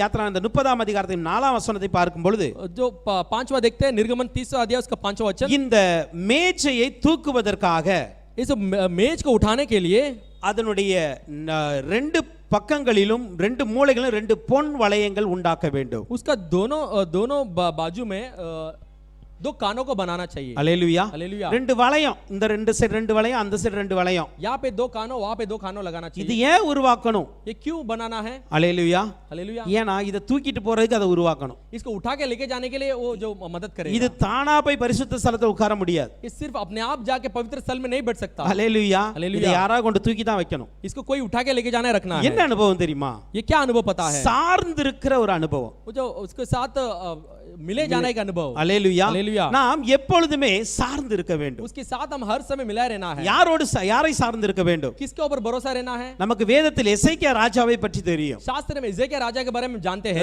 2 ராஜாக்கள் 18ஆம் அதிகாரத்தின் 6ஆம் வசனத்தை பார்க்கும் பொழுது दूसरा राजा 18 अध्याय उसका 6वां वचन देखते அவரை हैं। குறித்து இப்படியாய் சொல்லப்பட்டு இருக்கிறது, उसके बारे में ऐसे कहा है, அவர் கர்த்தரை விட்டு பின்வாங்காமல் वो परमेश्वर से पीछे नहीं हटा, அவரை சார்ந்திருந்து उसके साथ रहकर கர்த்தர் மோசே கற்பித்த அவருடைய கற்பனைகளை கைக்கொண்டு நடந்தான். वो जो मूसा को बताया गया उस आज्ञा को उस पालन करके चला। இந்த ராஜாவோடு தான் ஒரு பெரிய ராஜா வந்து யுத்தம் பண்ண வந்தார். इस राजा के साथ एक बड़ा राजा युद्ध करने के लिए आया। ஆனா அந்த ராஜாவுடைய ஒரே நைட்ல ஆண்டவர் விரட்டி அனுப்பிட்டார். वो राजा को एक ही रात में उसको परमेश्वर ने भगा दिया। ஒரே நைட் தான், एक ही रात ஒரு தூதனை கொண்டு ஆண்டவர் அனுப்பி விட்டார் சனகரிப்ப. एक दूत को भेजकर उसको सनगरीब को भेज दिया। அல்லேலூயா. हालेलुया। காரணம் என்ன தெரியுமா? कारण क्या पता है? அவன் யாரையும் சாரலை, கர்த்தரை மாத்திரம் वो किसी சார்ந்திருந்தான். का ऊपर भरोसा नहीं रखा, सिर्फ परमेश्वर को ऊपर भरोसा रखा। அதான் தாவீது அழகா இப்படி சொல்லுகிறார். इसलिए दाऊद ऐसा अच्छा कहता है। எப்பா சங்கீதம் 2ஆம் அதிகாரத்து 12ஆம் வசனத்தை பாருங்க.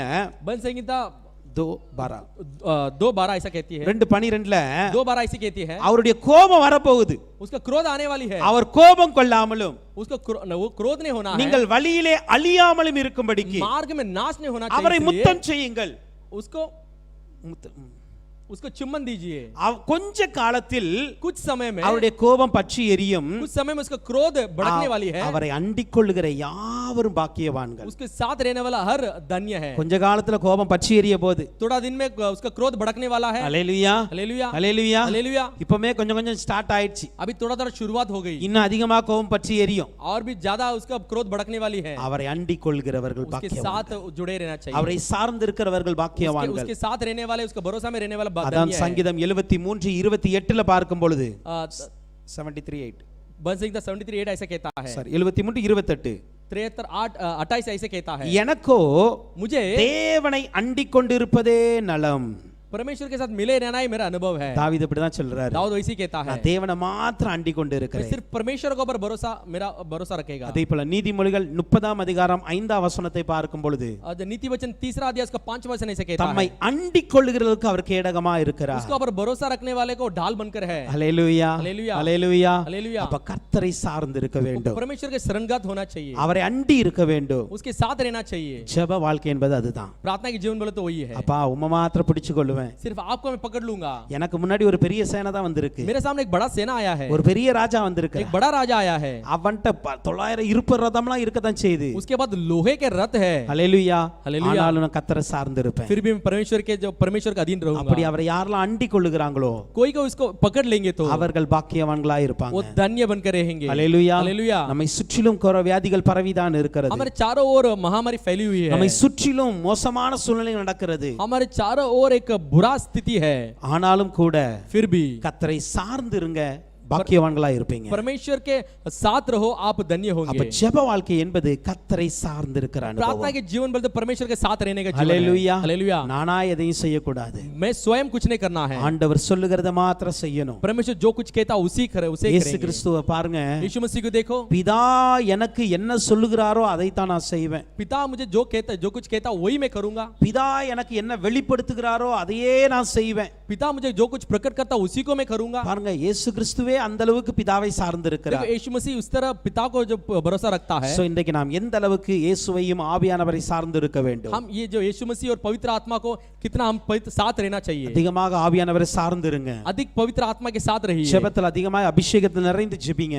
प्रार्थना में अधिक अभिषेक में भरकर प्रार्थना ஏன்னா कीजिए। இந்த கடைசி நாட்கள்ல நமக்கு துணையே ஆவியானவர் தான்। ये आखिरी दिनों में हमारा सहायता सिर्फ पवित्र आत्मा है। அந்த ஆவியானவரை சார்ந்து நாம் இருக்கும் பொழுது पवित्र आत्मा के सहायता के साथ रहेंगे அநேக तो காரியங்கள்ல ஞானமாய் தப்பித்துக் கொள்ள அவர் நமக்கு உதவி செய்வார்। बहुत सारे चीजों को ज्ञान से बचने के लिए परमेश्वर मदद அநேக करेगा। காரியங்கள் நமக்கு ஜெயம் கொடுக்க அவர் உதவி बहुत செய்வார்। सारे चीजों में विजय देने के लिए हमें मदद करेगा। அப்போஸ்தலர்களுடைய வாழ்க்கையை பார்க்கும் பொழுது प्रेरित लोग के जीवन को देखते समय அவர்கள் எந்த சூழ்நிலையிலும் वो किसी भी स्थान में ஆவியானவர் சொல்லாம ஒரு ஊழியத்தை ஆரம்பித்ததே கிடையாது। अगर पवित्र आत्मा नहीं कहे तो वो सेवा को उन लोग शुरू नहीं ஒரு किए, இடத்துக்கு போகவே மாட்டாங்க। एक जगह पर नहीं जाते हैं। அப்ப ஆவியானவர் சொன்னதை அவங்க செய்வாங்க। அத पवित्र आत्मा कहेंगे तो ही करते हैं। ஹalleluya हालेलुया। அது பிலிப்புனுடைய வாழ்க்கையா இருக்கட்டும், वो फिलिप का जीवन होने दो, பேதுரு அப்போஸ்தலனுடைய வாழ்க்கையா இருக்கட்டும், पतरुस प्रेरित का जीवन होने दो, பவுல் அப்போஸ்தலனுடைய வாழ்க்கையா पौल இருக்கட்டும், प्रेरित का जीवन होने दो, எந்த இடத்தில் நீங்கள் பார்த்தாலும் கூட जिस जगह पर भी आप देखेंगे तो ஆவியானவர் சொன்னால் மாத்திரமே அதை செய்தார்கள்। पवित्र आत्मा कहे वही किए, சார்ந்திருங்க, ஆவியானவர் சார்ந்திருங்க। उसके साथ मिले रहो। இந்த கடைசி நாட்கள் ஆவியானவர் தான் நமக்கு எல்லாவற்றுக்கும் எல்லாமாய் இருக்கிறார்। ये आखिरी दिनों में पवित्र आत्मा हमारे सब कुछ है। ஹalleluya हालेलुया। அபிஷேகத்தை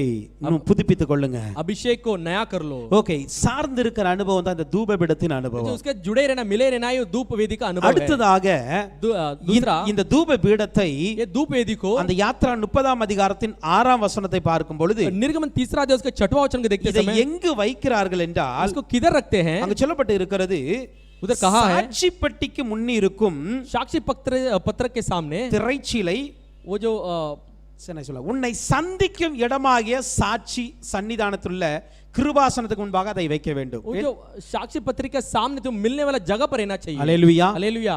அடுத்ததாக சந்திக்கும் ஸ்தானத்தில் தான் இது இருக்கணும்। जो आपको मुलाकात करने वाला स्थान में रहना இந்த चाहिए। தூபபீடம் வேற எல்லா இடத்துலயும் எங்கேயும் இருக்க கூடாது। वो ये धूप वेदी दूसरा किधर जगह पे नहीं இந்த रहना चाहिए। தூபபீடம் எங்கு வைக்கப்பட வேண்டும் ये என்றால் धूप वेदी किधर रखे जाना है? கர்த்தர் சந்திக்கும் ஒரு ஸ்தலம் இருக்கிறது। परमेश्वर जो मिलता है, जो मुलाकात करता है, वो स्थान पर रहना அந்த चाहिए। இடத்தில் தான் நீங்க இருக்கணும்। उसी स्थान पर रहना चाहिए। ஜெப வாழ்க்கையும் அதுதான்। प्रार्थना की जीवन भी वही है। கர்த்தர் நம்மை சந்திப்பதற்காக தான் நம்ம ஜெபிக்கணும், परमेश्वर मिलने के लिए प्रार्थना करना है। அல்லது நான் கர்த்தரை சந்திக்கணும்। तो कुछ मैं परमेश्वर को मिलना है। ஹalleluya हालेलुया। ஏன் ஜெபிக்கணும்?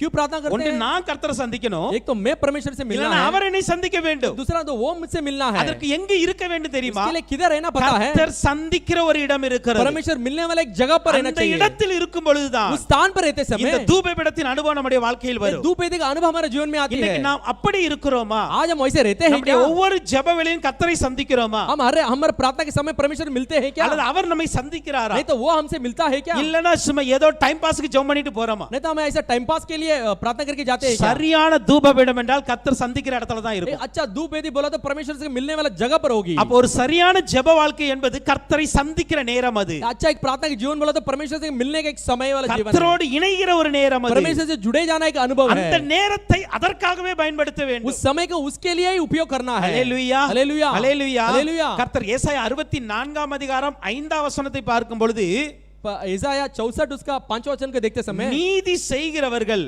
जो धर्म करता है அதைப் போல உம்முடைய வழியில் உம்மை நினைக்கிறவர்களையும் சந்திக்கிறீர். वैसे आप मार्ग में आप मिलने वालों को आप मिलते हैं। யாரை சந்திக்கிறார் தெரியுமா? किसको मिलता है वो? நீதி செய்கிறவர்களை அவர் சந்திக்கிறார். वो धर्म करने वालों को मुलाकात करता है। அதைப் போல அவருடைய வழிகள்ல நம்ம ஒவ்வொரு வழியிலும் ஏசப்பா என் கூட இருக்க நினைக்கிறோம்ல அவர்களை கர்த்தர் சந்திக்கிறார். वो मार्ग में जो मार्ग में हम कहते हैं ना यीशु मसीह मेरे साथ रहो, वो मार्ग में उसे मिलता है। ஹalleluya हालेलुया। அப்ப நீதி செய்துட்டு ஜெபிச்சா நிச்சயமா ஆண்டவர் சந்திப்பார். धर्म के काम करने के बाद प्रार्थना किया तो परमेश्वर सचमुच मिलेगा। அதைப் போல அவரை நினைத்து ஜெபித்தா நிச்சயமா அவர் சந்திப்பார். वैसे आप उसको सोचकर याद कर प्रार्थना करेंगे तो वो मिलेगा। இந்த ரெண்டு செய்யல அப்படினா அவர் சந்திக்க வர மாட்டார். ये दो नहीं किया तो उसका आपको मिलने के लिए नहीं आएगा। ஹalleluya அப்ப கர்த்தர் சந்திக்கணும் நாம என்ன பண்ணணும்? நீதி செய்யணும். तो परमेश्वर मिलना है तो हम क्या करना है? धर्म करना है, உண்மையாய் வாழணும், सच्चाई रूप से जीना है, ஆண்டவருக்கு பிரியமாய் வாழணும், परमेश्वर का प्रिय जीवन बिताना है, ஒவ்வொரு நேரத்திலும் அவரை நினைத்துக் கொண்டே இருக்க हर வேண்டும். समय उसको सोचते रहना चाहिए। ஆதாமை போல பழத்தை பறிக்கிற நேரம் விட்டு சரி ஏவாளை போல பழத்தை பறிக்கிற நேரம் விட்டு ஓடிர கூடாது. हवा के समान फल को निकालते समय ऐसे भागना नहीं चाहिए। அப்படி ஓடினால தான் சந்திக்க வர நேரத்துல தூர போயிட்டாங்க ரெண்டு वैसे பேரும். भागा इसीलिए उसको मिलने वाला समय में वो लोग चुप गए।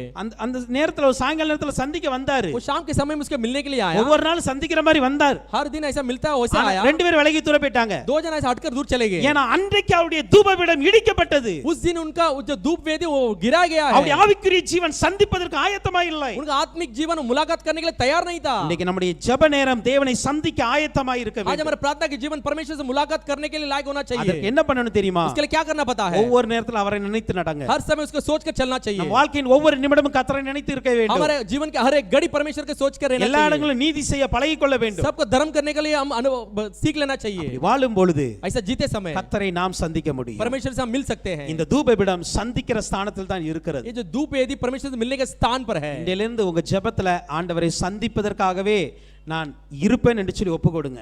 आज से आप निर्णय ले लीजिए, प्रार्थना के समय में परमेश्वर मिलूंगा करके आप एक निर्णय ले लीजिए। கடைசியாக ஒரே ஒரு காரியத்தை சொல்லி முடிக்கிறேன். आखिर में एक चीज को बता के खत्म करता हूं। இந்த நமக்கு ஒரே ஒரு சந்தேகம் வரும். हमारे कुछ संदेह आती है। ஓகே பிரதர் இதெல்லாம் ரைட் தான். ये सब सही है। ஜெப நேரத்துல நான் ஆண்டோடு இணையறேன். प्रार्थना के समय परमेश्वर से मिलता हूं। ஓகே நான் சமநிலை பிரமாணத்துக்கு நான் ஒப்பு கொடுத்துறேன். बराबरी के लिए मैं अपने आप को अर्पण करता हूं। அதே போல தாழ்மையா இருப்பேன். वैसा मैं नम्र के साथ रहता हूं। தேவனை வெளிப்படுத்துவேன். परमेश्वर को प्रकट करूंगा। அவரையே சார்ந்து இருப்பேன். उसे उसका भरोसा रखूंगा। அவரை சந்திப்பதற்கு ஏற்ற ஒழுக்கமா நான் இருப்பேன். उसको मिलने के लिए योग्य बनकर रहूंगा। சிலருக்கு என்ன பிரச்சனை எப்பலாம் ஜெபிக்கணும் தெரியாது. तो कुछ लोगों को समस्या है कब प्रार्थना करना पता नहीं। கேள்வி கேட்பாங்க.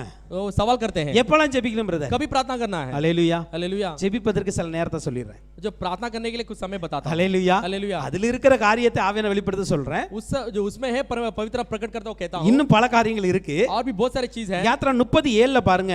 निर्गमन 30:7 में இந்த देखो தூபபீடத்துல எப்பலாம் தூபம் காட்டுவாங்க? ये धूप वेदी में कब धूप दिखाते என்ன हैं। சொன்ன இந்த இது ஜெப வாழ்க்கை. ये प्रार्थना के जीवन है। எப்பலாம் ஜெபம் பண்ணணும்? कभी प्रार्थना करना है। ஒன்று एक காலைதோறும் அதன் மேல் சுகந்த தூபம் காட்ட வேண்டும். हर सुबह उसके ऊपर सुगंध उसको दिखाना है। காலை என்பது துவக்கம், ஒரு நாளின் துவக்கமா இருக்கட்டும், ஒரு மனிதனுடைய வாழ்க்கையின் துவக்கமா இருக்கட்டும். सुबह बोलो तो एक शुरुआत, जीवन की शुरुआत के प्रकट करता है। எப்பலாம் நீங்க ஒரு காரியத்தை துவங்குறீங்களோ அப்பலாம் ஜெபிங்க. जब जब आप एक चीजों को शुरुआत करते हैं तब तक प्रार्थना कीजिए। ஆரம்பம் ஜெபமா இருக்க வேண்டும். शुरुआत प्रार्थना होना चाहिए। அது ஒரு நாளின் ஆரம்பமா இருக்கலாம், वो एक दिन की आरंभ हो सकती ஒரு है, வேளையின் ஆரம்பமா काम இருக்கலாம், की शुरुआत हो सकती है, நம்ம வீட்ல நடைபெற ஒரு விசேஷத்தின் ஆரம்பமா घर में இருக்கலாம், होने वाली एक विशेष चीजों के लिए आरंभ हो सकती है, சபையின் ஆராதனை ஆரம்பமா இருக்கலாம், कलीसिया की आराधना का शुरुआत हो सकती है। எதா இருக்கட்டும், कुछ भी होने दो, कुछ भी होने दो। ஆரம்பிக்கிறீங்களா ஜெபிங்க. शुरुआत करते हैं क्या प्रार्थना करो। ஹalleluya हालेलुया ஹalleluya हालेलुया। ஜெபம் இல்லாம இதை ஆரம்பிக்க கூடாது. प्रार्थना के बिना कुछ शुरुआत नहीं करना है। இரண்டாவது दूसरा எப்பலாம் தூப பண்ணணும் कब कब धूप दिखाना है அங்க பார்க்கும் பொழுது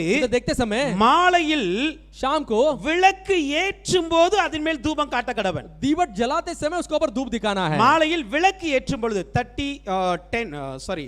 7ஆம் வசனம் பிரதர் 7ஆம் வசனம் 7वां वचन ஓகே மாலையில் விளக்கு ஏற்றும் போதும் அதன் மேல் தூபம் காட்ட வேண்டும் जो शाम के समय जो दीवट को जलाते हैं उस समय उसको धूप दिखाना இது என்ன चाहिए தெரியுமா ये क्या पता है விளக்கு ஏற்றுகிற நேரம் ये जो दीपक लगाने वाला एक समय है விளக்கு ஏற்றினா என்ன தெரியுமா ये दीपक बोले तो क्या पता है இருள் வர போகுது நீ வெளிச்சமா இருன்னு அர்த்தம் तो अंधेर आने वाली है तू प्रकाशित रह करके अर्थ है அப்பனா वैसे है तो- எப்பொழுதெல்லாம் கர்த்தர் நம்முடைய வாழ்க்கையில நன்மை செய்கிறாரோ அப்பலாம் ஜெபிங்க जब जब हमारे जीवन परमेश्वर भला करता है तब तब प्रार्थना करना அல்லது है எப்பலாம் உங்களுக்கு நன்மை தேவைப்படுதோ அப்பலாம் ஜெபிங்க हमें कुछ भलाई चाहिए तब तब प्रार्थना कीजिए எப்பலாம் கர்த்தருடைய துணை தேவைப்படுதோ அப்பலாம் ஜெபிங்க जब जब परमेश्वर की सहायता चाहिए तब तब प्रार्थना कीजिए எப்பலாம் கர்த்தர் உங்களுக்கு ஆசீர்வாதம் கொடுக்கணும் கிரியை பண்ணணும் அப்பனா ஜெபிங்க जब आप परमेश्वर हमें आशीष देना है तभी आप प्रार्थना कीजिए ஒன்று ஆரம்பம் துவக்கமா இருக்க வேண்டும் पहला आरंभ प्रार्थना होना चाहिए இரண்டாவது दूसरा- கர்த்தருடைய கிரியை நடக்க வேண்டும் என்றால் ஜெபிக்கணும் दूसरा परमेश्वर का क्रिया प्रकट होना है तो प्रार्थना करना है வெளிச்சம் என்பது கர்த்தருடைய கிரியை प्रकाशित बोला तो परमेश्वर की क्रिया வெளிச்சம் உண்டாக கடவுது என்று சொன்னார் வெளிச்சம் உண்டாயிற்று प्रकाश हो करके कहा प्रकाश हो गया இது வந்து ஒரு வர்க் ஒரு கிரியை அது एक क्रिया है அப்ப அந்த கர்த்தருடைய கிரியை நம்ம வாழ்க்கையில் நடக்கணுமா ஜெபிக்கணும் परमेश्वर क्रिया हमारे जीवन में होना है तो प्रार्थना करना है மூன்றாவது तीसरा எப்பலாம் தூபம் போய் ஏத்துவாங்க जब कभी தூப हम வர்க்கம் धूप போடுவாங்க दिखाते हैं, அப்படின்னு कभी பார்த்தா அப்படின்னா सुगंधित डालते அங்க हैं சொல்லப்பட்டு இருக்கிறது उधर कहा है விளக்கை எப்பொழுதுதான் விளக்கும் பொழுது தூப வர்க்கம் போடணுமா दीवट को जब साफ करते हैं वहां पे धूप दिखाना है எப்பலாம் कभी நான் அசுத்தமா இருக்கேன் मैं शुद्ध हूं என்ன சுத்திகரிங்கன்னு நீங்க நினைக்கிறீங்களோ मुझे शुद्धिकरण कर कर सोचते हैं तो அப்பலாம் ஜெபிங்க तब आप प्रार्थना कीजिए அல்லேலூயா हालेलुया புரியுதா எப்பலாம் ஜெபிக்கணும்னு समझ में आता है कि कब प्रार्थना करना ஆரம்பம் எந்த காரியத்தை ஆரம்பமா இருக்கட்டும் ஜெபம் இருக்க है வேண்டும் शुरुआत कुछ भी होने तो प्रार्थना करना है எப்பொழுதுதான் கர்த்தருடைய கிரியை எனக்கு நடக்கணும்னு நினைக்கிறீங்களோ ஜெபிங்க जब जब परमेश्वर क्रिया मेरे ऊपर होना है करके सोचेंगे तो प्रार्थना कीजिए மூன்றாவது तीसरा நான் சுத்திகரிக்கப்படணும்பா मैं शुद्धिकरण होना நான் है பரிசுத்தமாகணும்பா मैं पवित्र होना है நான் இன்னும் உமக்கு பிரியமுள்ள ஒரு வாழ்க்கை வாழணும் मैं और आपके प्रिय जीवन बिताना என் है வாழ்க்கை கொஞ்சம் அசுத்தம் வந்துட்டு मेरा जीवन में कुछ अशुद्ध आ கொஞ்சம் गई தூசி வந்துட்டு कुछ धूल आ गई என்ன சுத்திகரிங்க मुझे शुद्धिकरण कीजिए எப்பலாம் அர்ப்பணிக்கிறீங்களோ जब आप अर्पण करते हैं तो அப்பலாம் ஜெபிங்க तभी आप प्रार्थना कीजिए இதுதான் ஜெப வாழ்க்கை यही प्रार्थना की जीवन है அல்லேலூயா हालेलुया தூப வர்க்கத்தை இதெல்லாம் இப்படி தான் போடணும் ये धूप सुगंधित इसमें ऐसे நம்முடைய डालते हैं வாழ்க்கையில ஜெபம் என்பது हमारे जीवन में प्रार्थना बोले तो இணைந்து இருக்கிறது எனி டைம் எப்போதுமே இணைந்து हर இருக்கிறது समय मिले रहना चाहिए காலை மாலை அல்லது விளக்கும் பொழுது எப்பனாலும் सुबह दोपहर शाम को कभी भी साफ करते ஹalleluya समय कभी हालेलुया ஜெபத்திற்கு நேரம் கிடையாது प्रार्थना के लिए कुछ समय नहीं है ஹalleluya हालेलुया எப்பலாம் ஜெபிக்கணும் எப்பவும் ஜெபிங்க कभी प्रार्थना कर सकते हैं किसी भी जगह प्रार्थना कर सकते हैं ஹalleluya हालेलुया புரியுதா அப்ப எப்பலாம் ஜெபிக்க நினைக்கிறீங்களோ ஜெபித்து கொண்டே இருங்க कभी आपको प्रार्थना की सोचते हो तो तभी प्रार्थना कीजिए இதுதான் தூப பீடத்தின் அனுபவம் यही धूप वेदी का अनुभव So, है இந்த தூப பீடம் இணைக்கப்பட்டிருங்க எப்போது இணைக்கப்பட்டிருக்கிற ஒரு அனுபவம் ये धूप वेदी हर समय मिलाए जाने का एक अनुभव है சமநிலை பிரமாணத்தை உடைய ஒரு एक அனுபவம் बराबरी के एक अनुभव है தாழ்மையின் ஒரு அனுபவம் एक नम्रता की एक अनुभव है தேவனை வெளிப்படுத்துகிற அனுபவம் परमेश्वर को प्रकट करना एक अनुभव है ஆண்டவரை முழுமையாய் சார்ந்திருக்கிற அனுபவம் परमेश्वर के ऊपर पूरा भरोसा रखना एक अनुभव है அவரை சந்திக்கிற ஸ்தானத்தில் இருக்கிற அனுபவம் उसके मुलाकात करने के स्थान में रहने वाला एक अनुभव எப்பலாம் है நீங்க தூபம் ஏற்றணும் போடணும் அப்படி தூப வர்க்கம் போடணும் அப்படின்னா जब आप धूप दिखाना है तो ஆரம்பம் தூப வர்க்கத்தோடு இருக்க जो வேண்டும் शुरुआत धूप के साथ रहना அதே चाहिए போல தேவ கிரியை நடக்கணும் நடக்கீங்களா என் வாழ்க்கையில இது செய்யுங்கப்பான்னு நினைக்கிறீங்களா ஜெபிங்க तो परमेश्वर का क्रिया मेरा जीवन में होना ये करो करके सोचते हैं तो அதே போல நம்ம பரிசுத்தப்படணும்னு நினைச்சீங்களா ஜெபிங்க तो पवित्र होना है करके सोचते हैं तो प्रार्थना So, कीजिए இதுதான் தூப பீடம் यही धूप वेदी So, है இந்த அனுபவத்தை நாம் ஜெப வாழ்க்கையில ஒவ்வொரு நாளும் கொண்டு வருவோம் ये अनुभव हमारे प्रार्थना के जीवन में हर दिन में लाएंगे கர்த்தருக்கு சித்தம் இருந்தால் परमेश्वर का अगर योजना है காலம் அனுமதித்தால் अगर समय हम अनुकूल है நாம் तो தூப வர்க்கத்தை குறித்து பின்னாடி பார்க்கலாம் वो इसके धूप के बारे में देखेंगे So, இன்றைக்கு கேட்ட வசனத்திற்கு நாம் ஒப்பு கொடுக்க போகிறோம் आज सुने हुए वचन का हम अपने आप का अर्पण करेंगे எல்லாரும் கண்களை மூடிக்கொண்டு हम आग बंद कर लेंगे ஸ்தோத்திரம் தூபம் போல் என் ஜெபங்கள் ஏற்று கொள்ளுமையா மாலை பலிபோ என் கைகளை உயர்த்தினே நையா தூபம் போல் என் ஜெபங்கள் ஏற்று கொள்ளுமையா மாலை பலிபோ என் கைகளை உயர்த்தினே நையா அப்பா இந்த தூபபீடத்தை போல इस धूप के वेदी के समान என்னுடைய வாழ்க்கை அமையட்டும். मेरा भी जीवन बनना ஒரு चाहिए, புதுப்பித்தல் நடக்கட்டும். एक नयाकरण होना चाहिए, ஒரு வலிமை ஆக்குகிற அனுபவம் வரட்டும்பா. एक मजबूती का अनुभव आना என்னை चाहिए இன்னும் தூய்மையாக்கணும். और भी नया होना है। நம்முடைய வாழ்க்கையில் ஆசீர்வாதங்கள் இருக்கலாம், मेरे जीवन में आशीष हो सकती है, பலம் இருக்கலாம், बल हो सकती है, அதிகாரம் இருக்கலாம். अधिकार हो सकता है, ஆனா நான் தூபபீடமா மாறணும்பா. लेकिन मैं धूप वेदी இது எல்லாமே என் ஜெபத்தோட இணையணும் தகப்பனே. सब मेरे प्रार्थना के साथ जुड़े रहना இது है, எல்லாமே நான் எல்லாத்தோடும் சமநிலையா இருக்க பிரயாசப்படுகிறேன். सबके साथ बराबरी के साथ रहने के लिए मैं सोचता எந்த हूँ। இடத்துலயும் அதிகாரத்தை தலை தூக்க விட மாட்டேன். मैं किसी भी जगह पर मेरे अधिकार को ऊपर என்னுடைய उठने नहीं ஆசீர்வாதத்தை दूंगा, தலை தூக்க விட மாட்டேன். मेरा आशीष को ऊपर उठने के लिए नहीं ஒரு दूंगा, சமநிலையா இருக்கிற அனுபவத்திற்கு ஒப்பு एक கொடுக்கும். बराबरी के अनुभव के लिए अर्पण करेंगे। அப்படி ஒப்பு கொடுத்தால் கர்த்தர் ரெட்டிப்பான உயர்வை நமக்கு தருகிறவராய் वैसा இருக்கிறார். परमेश्वर अर्पण करेंगे तो दुगना ऊंचाई को हम परमेश्वर देगा, இன்னும் கர்த்தரிடத்துல தாழ்மைப்படுங்கள், और भी परमेश्वर के साथ नम्रता हो அவர் जाएगी, உங்களை உயர்த்துவார். वो आपको ऊंचा करेगा। ஆண்டவரோடு நல்ல தாழ்மையா இருக்கிற அனுபவத்துல ஒப்பு கொடுக்கணும். परमेश्वर के साथ नम्रता के साथ रहने के लिए अनुभव में अपने आप को अर्पण தேவனை कीजिए। வெளிப்படுத்திக்கிட்டே இருக்கணும்பா. परमेश्वर को प्रकट करते ही என்ன रहना है, வெளிப்படுத்த கூடாது, मुझे प्रकट नहीं करना है, ஆண்டவரே வெளிப்படுத்தணும். परमेश्वर ही प्रकट करना அப்படி है, ஒப்பு கொடுப்போம். நம்ம ऐसा अर्पण करेंगे, ஆண்டவரை சார்ந்து இருக்க வேண்டும். परमेश्वर के साथ रहेंगे, உம்மை சார்ந்து இருப்போம், உம்மை அண்டிக் கொள்வோம்ப்பா. आपके साथ मिले रहेंगे, எந்த சூழ்நிலை வரட்டும், कौन सा भी நான் स्थिति உம்மை होने மாத்திர दो, சார்ந்து இருப்பேன். सिर्फ आपके ऊपर भरोसा रखूंगा, அப்பா நான் எப்பவும் நீ சந்திக்கிற இடத்துக்கு நான் வந்து நிற்பேன். आपको मुलाकात करने के लिए என் जगह पे ஜெப मैं வேளையில आऊंगा, உம்மை சந்திப்பேன். मेरे प्रार्थना के समय आपसे நீர் என்னை मिलूंगा, சந்திக்கணும். आप मुझसे मिलना அப்படின்னு है, ஒப்பு கொடுத்து நாம் ஸ்தோத்தரிக்கலாமா? ऐसा आप मिलके सब मिलते समय प्रार्थना ஸ்தோத்திரம் करेंगे। ஸ்தோத்திரம் ஸ்தோத்திரம் हालेलुया, ஸ்தோத்திரம் हालेलुया, ஸ்தோத்திரம் அப்பா. हालेलुया। கர்த்தரை சந்திக்கிற ஒரு நேரமாய் எங்கள் ஜெப நேரம் மாறுவதாக கர்த்தரோடு இணைக்கப்பட்ட அனுபவத்தில் வரட்டும் அப்பா. கர்த்தரோடு சமநிலையா இருக்கிற அனுபவத்தில் வரட்டும், தாழ்மையோடு இருக்கிற அனுபவம் வரட்டும் அப்பா. தேவனை மாத்திரமே வெளிப்படுத்துகிற அனுபவம் வரட்டும், கர்த்தரை சார்ந்து இருக்கிற ஒரு அனுபவம் வரட்டும் தகப்பனே. எப்பொழுது உம்மை சந்திக்கணும், எப்பொழுது உம்மை பார்க்கணும்ப்பா. ஆமென் ஆமென் ஆமென் ஆமென் ஆமென் ஆமென். ஸ்தோத்திரம் ஸ்தோத்திரம் ஸ்தோத்திரம் அப்பா. நான் எப்பொழுதும் ஒரு காரியத்தை ஆரம்பிக்க நாங்க ஜெபிப்போம்ப்பா. हम शुरुआत करते हो तो प्रार्थना करते हैं, ஒரு ஜெபிப்போம். हर सुबह प्रार्थना करेंगे, எந்த வேலையை ஆரம்பித்தாலும் ஜெபிப்போம்ப்பா. कौन सा भी समय में शुरुआत किए तो प्रार्थना करेंगे। அதை போலப்பா वैसे ही எங்க வாழ்க்கையில் நீர் கிரியை செய்யணும், हमारे जीवन में आप क्रिया எங்க करना है, வாழ்க்கையில் நீர் செயல்படணும்ப்பா. हमारे जीवन में आप प्रकट होना உங்க है, உங்க உங்க கிரியையை நாங்கள் பார்க்கணும். आपकी क्रिया को हम देखना है, ஜெபிப்போம்ப்பா.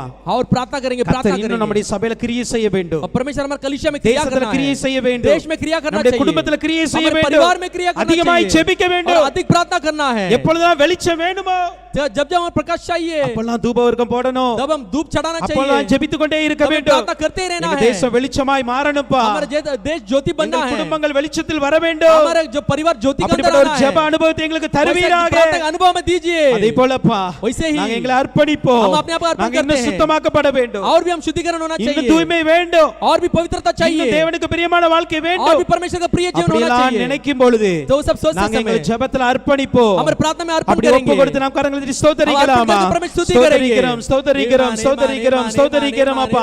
ஆமென் ஆமென் ஆமென் ஆமென் ஆமென் ஆமென். ஒரு ஜெபாவி ஊற்றுவீராகப்பா, ஒரு ஜெபாவி ஊற்றுவீராக. எப்பொழுது ஜெபிக்கிற ஜெபாவி हर समय प्रार्थना के लिए प्रार्थना का ஜெபத்தோடு आत्मा, தொடங்குகிற கிருபை, जो प्रार्थना की शुरुआत करें अनुग्रह, ஜெபத்தோடு கிரியை நடப்பிக்கிற கிருபை, प्रार्थना के साथ क्रिया करने के लिए अनुभव, அதே போலப்பா ஜெபத்தோடு அர்ப்பணிக்கிற கிருபை கொடுப்பீராக. परमेश्वर प्रार्थना के साथ अर्पण करने के लिए अनुग्रह இப்படி दीजिए, ஜெப அனுபவம் கடந்து வருவதாக. ये प्रार्थना अनुभव आने ஒரு दीजिए, தூப பீடம் போல एक धूप की वेदी के உங்க समान சமூகத்தில் இருக்க கிருபை செய்வீராக. आपके समूह में रहने के लिए अनुग्रह कीजिए। ஆமென் ஆமென் ஆமென் ஆமென். ஸ்தோத்திரம் ஸ்தோத்திரம் ஸ்தோத்திரம் ஸ்தோத்திரம்.